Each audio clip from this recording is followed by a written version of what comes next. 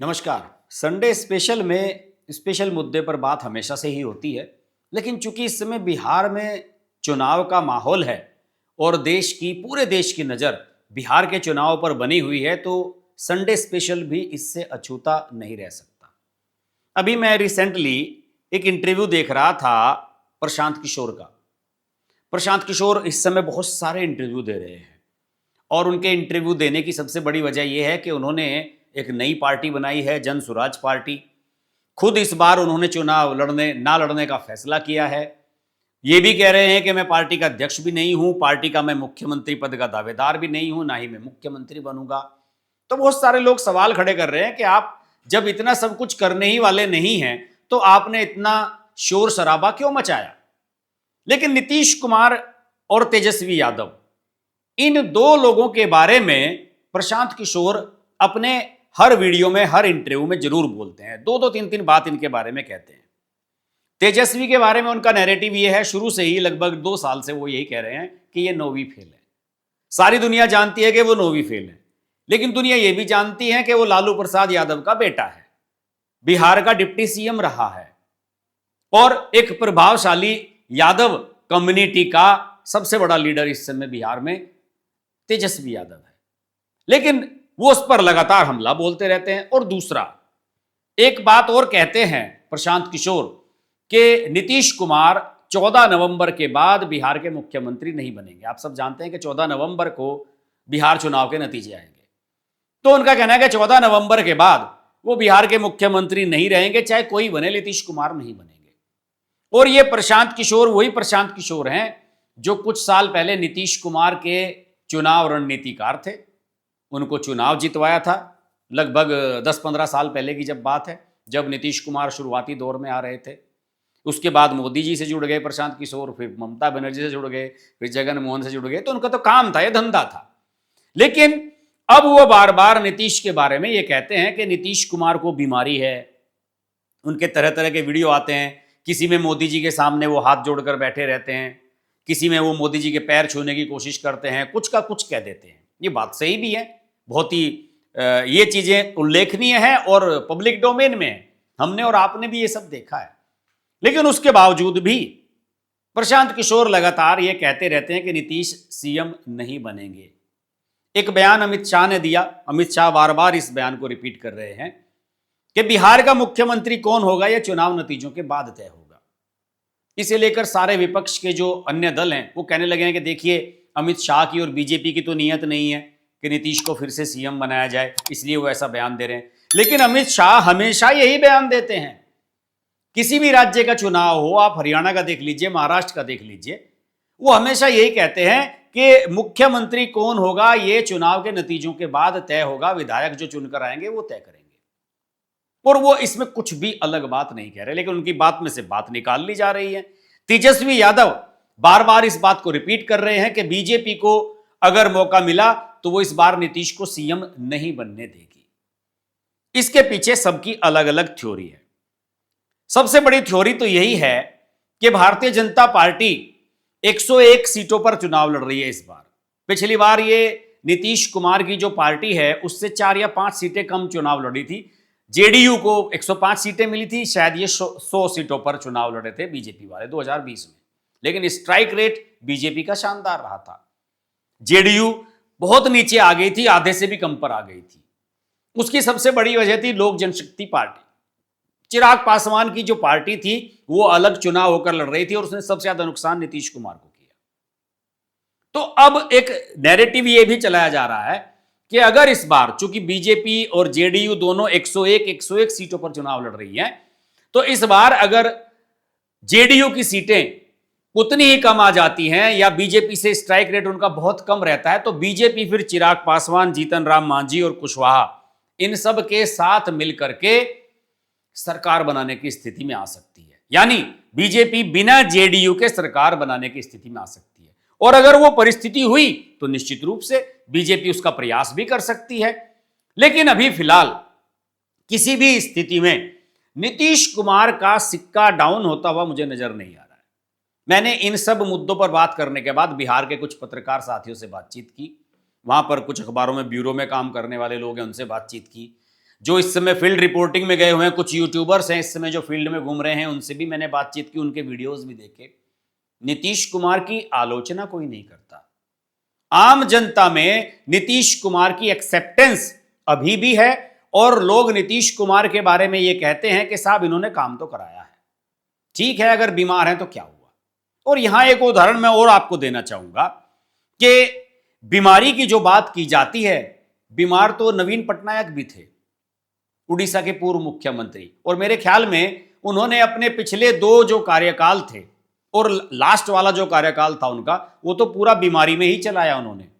और पूर्व आईएएस अधिकारी पांडियन उनके साथ जुड़ गए थे और वीके पांडियन को तो लोग ये भी कहने लगे थे कि वो उनके उत्तराधिकारी हैं और आने वाले समय में वही मुख्यमंत्री बनेंगे। हालांकि पांडियन ने बाद में इससे किनारा कर दिया और वो छोड़कर चले भी गए उनका साथ नवीन पटनायक का। और इस बार तो उड़ीसा में बीजेपी ने सरकार बना ली तो नवीन पटनायक के सामने कोई ऑप्शन ही नहीं बचा। लेकिन उड़ीसा की तरह बिहार में नहीं है, यहां एनडीए अभी भी उनके साथ है और नीतीश के साथ बीजेपी कंधे से कंधा मिलाकर खड़ी हुई है। हालांकि उत्तराधिकार की जब बात आती है तो नीतीश कुमार के बेटे का नाम जरूर चलता है, लेकिन नीतीश कुमार का बेटा कहीं फ्रंट पर दिखाई नहीं देता।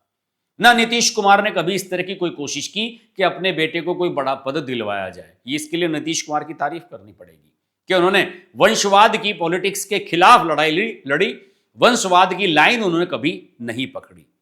तो इस समय यह चर्चा लगातार चल रही है कि क्या नीतीश कुमार फिर से मुख्यमंत्री बनेंगे। अगर मैं आज की तारीख में कहूं, अगर वो वाला समीकरण नहीं बनता है कि साहब बीजेपी का स्ट्राइक रेट बहुत ज्यादा हाई हो जाए और नीतीश कुमार का जेडीयू का स्ट्राइक रेट बहुत डाउन हो जाए, तो फिर आप समझ लीजिए कि नीतीश कुमार को सीएम बनने से 14 नवंबर को कोई रोक नहीं सकता। हालांकि मैं अपने कुछ वीडियोस में यह बात पहले कह चुका हूं कि मुझे नहीं नजर आ रहा कि नीतीश कुमार फिर से सीएम बनेंगे, मैं आज भी ये बात कह रहा हूं। लेकिन जो समीकरण बन रहे हैं और जो हालात हैं वो इसी बात को सजेस्ट कर रहे हैं कि नीतीश कुमार का विकल्प अभी बिहार में नजर नहीं आ रहा है, ना मतदाताओं को और ना नेताओं को। अब आप कुछ भी कहें, देखिए 2 या 3 बातें बताऊंगा नीतीश कुमार के बारे में जो सबसे पॉजिटिव उनके जाती हैं। एक तो लालू प्रसाद यादव का जो 90s से लेके 2005 तक का दौर रहा, 10-15 साल का, उसमें बिहार में जो जंगल राज चला, गुंडागर्दी, रंगदारी, फिरौती, अपहरण, किडनैपिंग और मर्डर, हत्याएं, ये सब जो घटनाएं हुई, इन सब घटनाओं को सब लोगों ने देखा है। और इस समय कुछ विपक्षी दल ऐसे भी हैं जो ये कहते हैं कि नीतीश कुमार का भी कौन सा सुधरा है, नीतीश कुमार का भी जंगल राज 2.0 है। एनसीआरबी के आंकड़े दिए जाते हैं, राष्ट्रीय अपराध रिकॉर्ड ब्यूरो के आंकड़े दिए जाते हैं कि हत्याएं तो 2023 में खूब हुई थी बिहार में और कई इस प्रकार की महिलाओं पर उत्पीड़न की घटनाएं खूब सारी हो रही हैं। लेकिन एक आंकड़े पर कोई ध्यान नहीं देता, वो आंकड़ा है फिरौती, रंगदारी और अपहरण का। यही जंगल राज का एक सही प्रतीक है। हत्याएं जो होती हैं, पारिवारिक रंजिश है, किसी की किसी से कोई दुश्मनी है, उसे तो कोई दुनिया में रोक ही नहीं सकता। लेकिन जो घटनाएं होती हैं जिसे कहते हैं कि लॉ एंड ऑर्डर की स्थिति खराब होती है, वो ये होती है कि किसी से रंगदारी वसूल रहे हैं गुंडे, पुलिस का कोई डर भय नहीं है। हफ्ता वसूली हो रही है दुकानदारों से और व्यापारियों से, पुलिस का कोई डर भय नहीं है। अपहरण कर लिया जाता है लोगों को, फिरौती वसूली जाती है, पुलिस का कोई डर भय नहीं है। उसे कहते हैं जंगल राज। और उसके आंकड़े किसी ने गौर से नहीं देखे। बिहार में फिरौती, रंगदारी और अपहरण जो जंगल राज का सिंबल होते हैं, उसके आंकड़ों में 94.4% की गिरावट आई है, लगभग खत्म है। कोई छोटा मोटा कोई केस आ गया तो अलग बात है, लेकिन पहले जो गैंगवार चलती थी और व्यापारियों को परेशान करा जाता था, दुकानदारों को, बिजनेसमैन को, आपने गैंग्स ऑफ वासेपुर फिल्म देखी होगी, पूरी बिहार में ही शूट है। किसी से भी किसी के पास जरा सा पैसा आ गया, किसी को भी जरा सा तरक्की करते हुए आपने देख लिया, उसी के पीछे पड़ गए आप, उसी से फिरौती वसूलने लगे। अगर कोई काम कराना है, जमीन खरीदनी है, पहले हमें पैसा दो, उसके बाद आप अपना बिजनेस कर सकते हैं। इसे कहते हैं जंगल राज। और इस जंगल राज को 2005 के बाद नीतीश कुमार के शासन ने पूरी तरह से खत्म किया है। इसमें बीजेपी का भी बहुत बड़ा योगदान है। बीजेपी इस प्रकार के क्राइम को अपने उस किसी राज्य में नहीं होने देती जिसमें उसकी सरकारें हैं। सभी राज्यों में देख लीजिए आप, पहले उत्तर प्रदेश में भी यही होता था, समाजवादी पार्टी और बसपा की सरकारें हुआ करती थी और रंगदारी फिरौती वसूली जाया करती थी, उस समय भी यही हुआ करता था। लेकिन बीजेपी की सरकार आई, कम से कम रंगदारी और फिरौती नहीं होती। मुझे याद है कई बड़े बिजनेसमैन के बच्चे किडनैप किए गए, करोड़ों रुपए की वसूली हुई फिरौती की, और पुलिस को पता भी नहीं चला। पूर्व आईपीएस अधिकारियों की उत्तर प्रदेश के आप किताबें पढ़ लीजिए, वो आपको बताएंगे कि उत्तर प्रदेश में किस तरीके से राजनीतिक संरक्षण में ये सब कुछ होता था, और यही बिहार में होता था। दोनों मिलते हुए राज्य हैं, इधर के बदमाश उधर चले जाते थे, उधर के बदमाश इधर आ जाते थे। गाजीपुर को आप भूल सकते हैं क्या? मुख्तार अंसारी, अफजाल अंसारी, अतीक अहमद को भूल सकते हैं आप? उधर शाहबुद्दीन को भूल सकते हैं आप? ये सब इन्हीं के चट्टे बट्टे थे और इन्हीं के शासनकाल में पनपे। फिर मैं मार्क करके बता रहा हूं आपको, इन जैसे लोगों का पनपना ही जंगल राज की पहचान थी। इसी वजह से समाजवादी पार्टी उत्तर प्रदेश से बाहर हो गई है सत्ता से, और लालू प्रसाद यादव लगभग 2 दशक से बाहर बैठे हुए हैं और आगे भी लौटने की उनकी कोई संभावना ही नहीं है। नीतीश का दूसरा सबसे बड़ा प्लस पॉइंट मैं आपको बताता हूं, महिलाएं। बिहार में जो पिछला चुनाव हुआ था 2020 का, उसके आंकड़े बताते हैं कि महिलाओं ने 59.7% मतदान किया था और पुरुषों ने 54.6% किया था। लगभग महिलाओं का जो मत प्रतिशत है वो 4%, 4.5% के आसपास पुरुषों से अधिक था, और महिलाओं की पहली चॉइस एनडीए के प्रत्याशी होते हैं। आज प्रशांत किशोर के उस इंटरव्यू में मैं सुन रहा था, वो कहते हैं कि शराबबंदी का क्या फायदा है, शराबबंदी कर दी है, फलाना है, बिक रही है, ये हो रही है, राजस्व का नुकसान हो रहा है, इससे बढ़िया तो शराबबंदी ना ही करते। लेकिन शराबबंदी की नीतीश कुमार ने। बदमाशी, चोरी चकारी लोग करते ही हैं, कोई बाज नहीं आता है, लेकिन उसका एक इंप्रेशन ये किया कि नीतीश कुमार नहीं चाहते कि उसके यहां के पुरुष और युवा नशे में जाएं, जहरीली शराब पिएं, और इस बात का सबसे ज्यादा प्रभाव महिलाओं पर पड़ा। जब घर में कोई पुरुष शराब पीता है तो उसका सबसे ज्यादा उत्पीड़न उस घर की महिलाओं को झेलना पड़ता है, और उन महिलाओं ने हमेशा एनडीए का और नीतीश का साथ दिया है। इसके अलावा और एक उदाहरण देता हूं, 1,40,00,000 जीविका दीदी बनाई हैं नीतीश कुमार ने। यह महिलाएं सशक्तिकरण की बहुत बड़ी योजना है।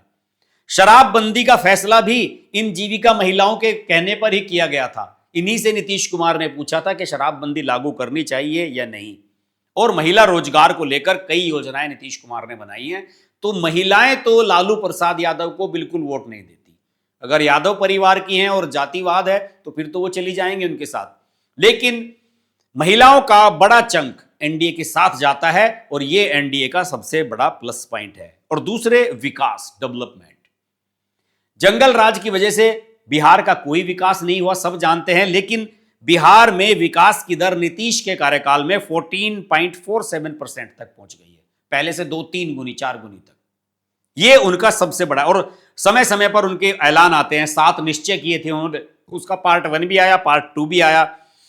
बिहार का बुनियादी ढांचा, जो इंफ्रास्ट्रक्चर है, उसको सुधारना, हर गांव में बिजली पहुंचाना, और सुशासन की जो भ्रष्टाचार कम से कम हो सरकारी मशीनरी में, उसका इस्तेमाल करना, ये सब नीतीश कुमार ने करके दिखाया है। और अभी कल भी नीतीश कुमार ने एक रैली में ये कहा है कि अगले 5 साल में हम 1 करोड़ नौकरियां निकालेंगे और 12 लाख लोगों को सरकारी नौकरियां दी जाएंगी।